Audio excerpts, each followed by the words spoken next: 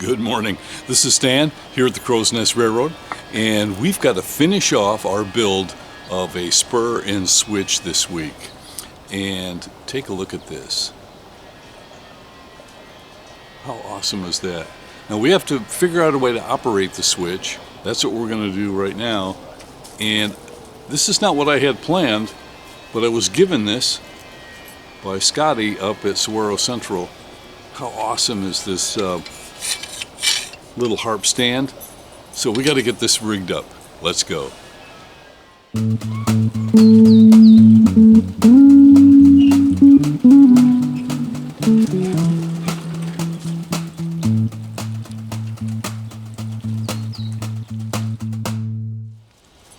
look at this.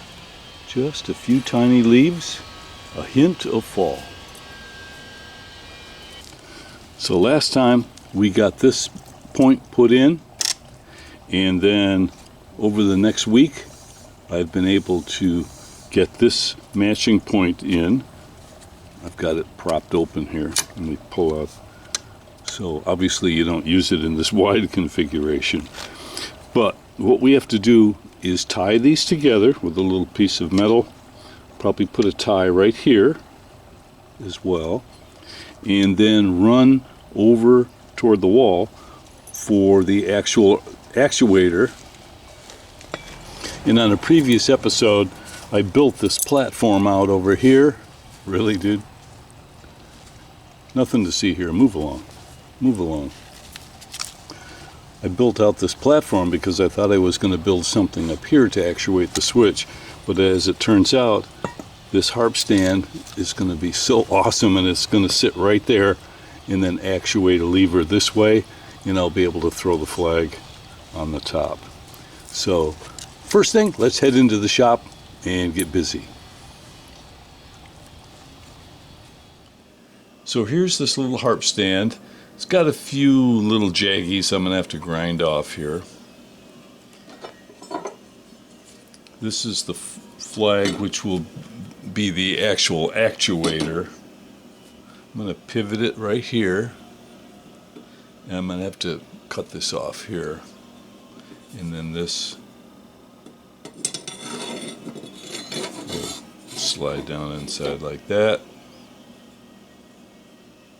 That'll be really cool.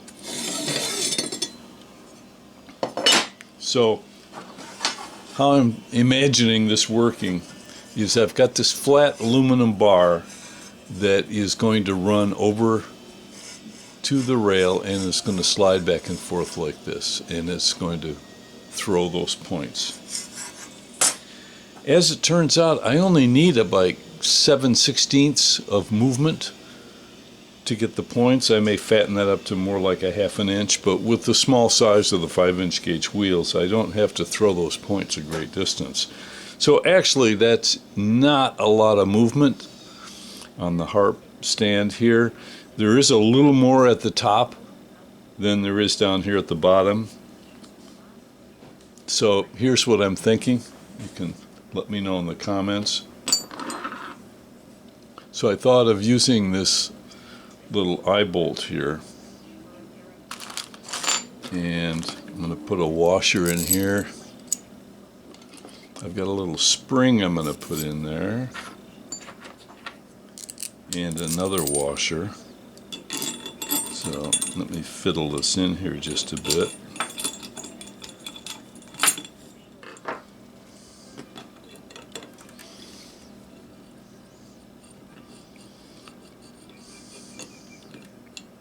So the lever is going to come down, it'll pivot here, and it will tie in to this eye bolt, this threaded eye bolt here, which as the actuator moves, this bolt will move back and forth like this.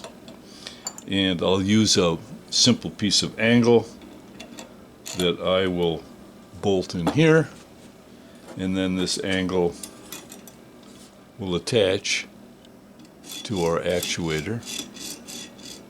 Okay.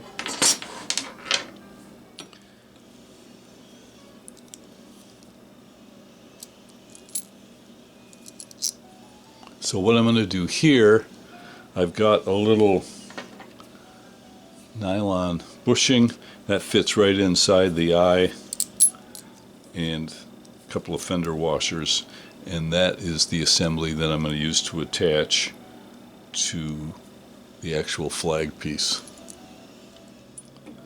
So that's the plan. Let's get busy. So first we're going to mount this up on the vise and drill out our center pivot hole here.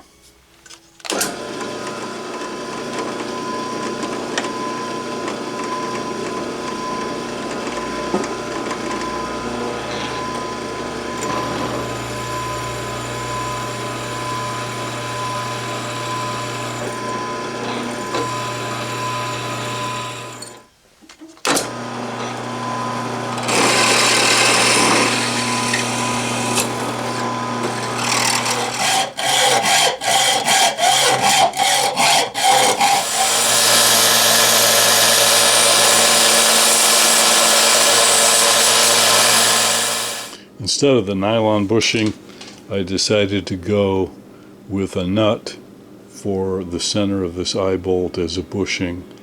I just ground a couple of the tips off, and it popped right in there perfect. You know, sometimes you just got to go with what you got in the junk drawer. Doing a little handwork to clean up the casting.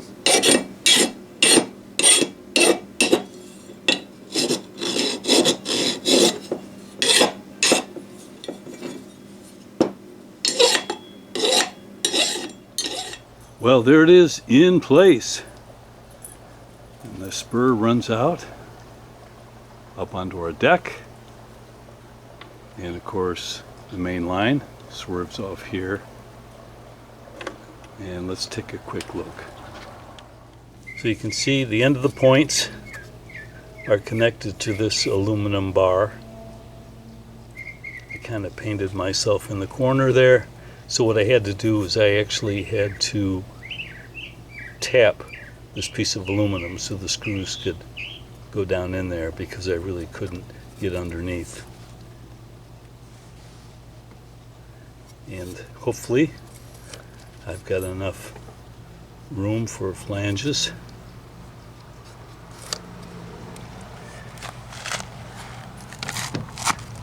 Over to the mechanism, the bar comes up and that little angle brace connects to this threaded eye bolt. So I'll move the camera down. Those two nuts can slide along this shaft and give me a little bit of adjustability. And then it comes through that eye on the eye bolt and up. And so in the through setting, I want this vertical. In other words, we're going to go straight through, and then that's the setting to go for the siding. So straight through and off to the siding.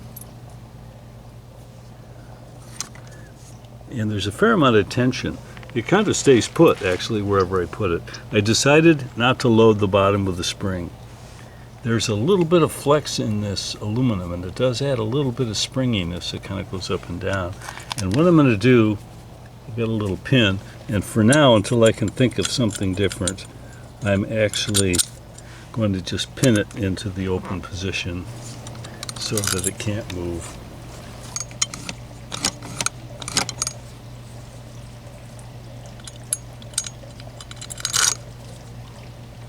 So one question I have is, should I leave it a la natural, or should I paint that little harp stand? What do you think? Let me know in the comments down below. And of course, putting the switch in and the spur and getting everything all set and operating, it just wouldn't be right not to show a quick shunting episodes. So let's trade places with this guy and that guy. I'll put the flat car here on the spur, and we'll come back up and we'll pick up this riding car, pull it forward, come over and pick up the flat car and take off.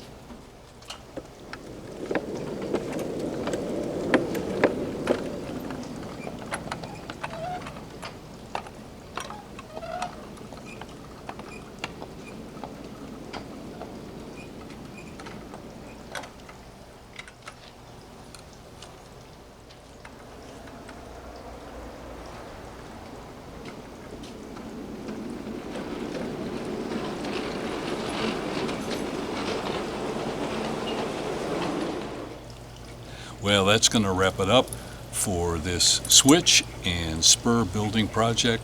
Had a lot of fun, and I think it's just going to be more and more fun for me as I get to use it down the road and not have to lift up and carry cars every time I want to switch things around. Anyway, I'm really looking forward to it.